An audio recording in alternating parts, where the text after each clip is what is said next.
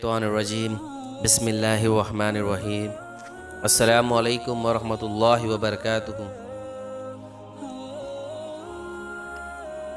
پھر سے نکلے ہیں تلاش بندگی میں روزدار بن کر، پھر سے نکلے ہیں تلاش بندگی میں روزدار بن کر، دعا ہے کہ اس بار ہماری رضا الہی مل جائے، آمین۔ ہر گناہ کے پیچھے شیطان کا ہاتھ نہیں ہوتا، یہ بتانے کے لیے ماہ رمضان آیا ہے۔ رمضان کی شان میں کیا کروں بیاں، خدا خود فرماتا ہے رحمتوں کا مہینہ ہے میرا رمضان۔ رمضان رحمتوں کا مہینہ ہے، ہر چیز کی برکت ہے اس مہینے میں، علم، ہدایت، رزق، سب چیز اس میں برکت والی ہے۔ جیسے نیکی میں اضافہ ہوتا ہے، ہم ایک نیکی کرتے ہیں تو اس پہ ہمیں 10 گنا 70 گنا ملتا ہے حساب سے، وہ اللہ کی مرضی، وہ کتنا دیں گے وہ اللہ کی مرضی ہے۔ لیکن اسی ٹھیک طریقے سے گناہ کرنے پر اس کا عذاب بھی دگنا ہو جاتا ہے، تگنا ہو جاتا ہے۔ تو لہٰذا ہم گناہ تو سال بھر ہی کرتے ہیں، حالانکہ رمضان میں بھی کرتے ہیں، وہ تو پتہ نہیں چلتا ہوگا، لیکن رمضان کے مہینے میں کوشش کریں کہ کوئی گناہ نہ ہو، کوئی غلط کام نہ ہو۔ رمضان میں غریب سے غریب آدمی بھی اپنے گھر پہ افطار کی دسترخوان سجاتا ہے، روزہ رکھے اللہ کے رضا کے لیے اور حساب سے افطار کرے، کیونکہ اگر ہم افطار ٹھوس ٹھوس کے کریں گے تو روزے کا مطلب ہی ختم ہو جاتا ہے۔ روزے کا مطلب ہے بھوک پیاس برداشت کرنا، اس میں ہمیں کم کھانا ہے کیونکہ ہضم بھی ہونا چاہیے۔ روزہ رکھنے سے ہم کو یہ بھی سیکھ ملتی ہے بھوک کی، ہمیں غریب جو ہوتے نا، غریب کی غربت کا احساس ہوتا ہے ہمیں، روزہ رکھنے سے غریب کی غربت کا احساس ہوتا ہے ہم کو۔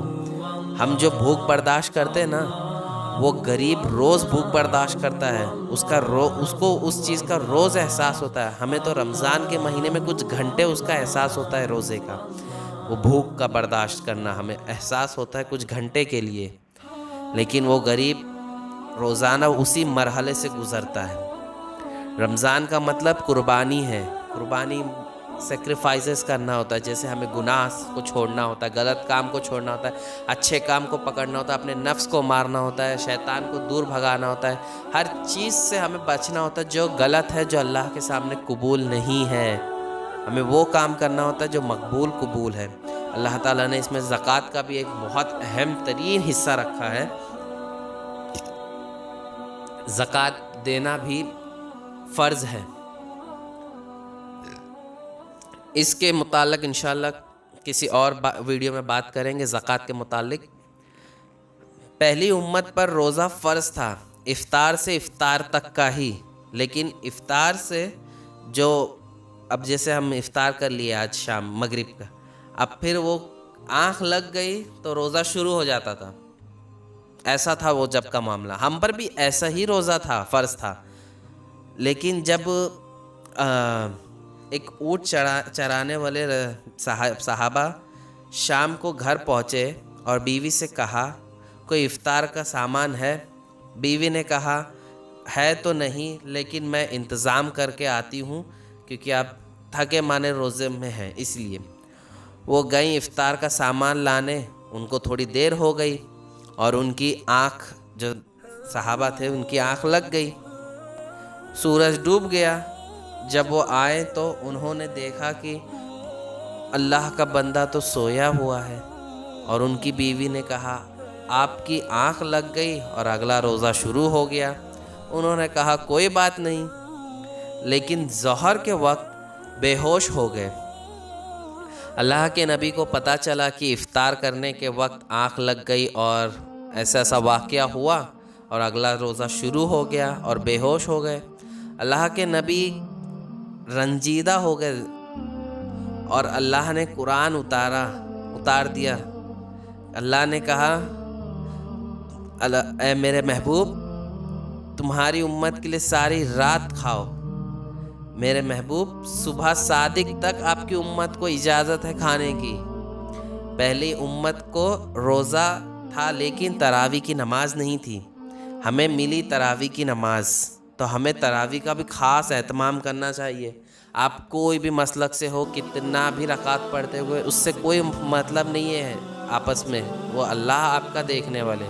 آپ چاہے 8 پڑھو چاہے 12، مطلب ایک ایگزامپل دے رہا ہوں کہ آپ جتنا آپ کے اس میں ہے آپ پڑھنے کا آپ پڑھیے، نفل نماز ہے وہ، آپ پڑھنا ہے جتنا آپ پڑھیے، مطلب اپنے علماؤں سے معلوم کر کے پڑھیے، پر تراویح کو نہ چھوڑیے۔ تراویح ایک ایسی عبادت ہے جو رمضان کے موقع پہ ملتی ہے۔ اب دیکھیے کئی لوگ ہیں جو پچھلے رمضان تھے لیکن اس رمضان نہیں ہے، کتنی افسوس کی بات ہوتی ہے کہ جو لوگ پڑھ لیے تو ٹھیک ان کو مل گئی، جو نہیں پڑھ کے وہ اگلے رمضان کا انتظار کرتے لیکن ان کو رمضان نہیں ملی، تو کیا فائدہ ہوا؟ اللہ کے لیے حضور صلی اللہ علیہ وسلم محبوب ہے، اور محبوب کی امت لاڈلی ہے اللہ کے لیے، مطلب ہم اللہ کی لاڈلی امت ہے، اللہ کے ہم لاڈلے بندے ہیں، کیونکہ ان کے محبوب کی امت ہی ہیں۔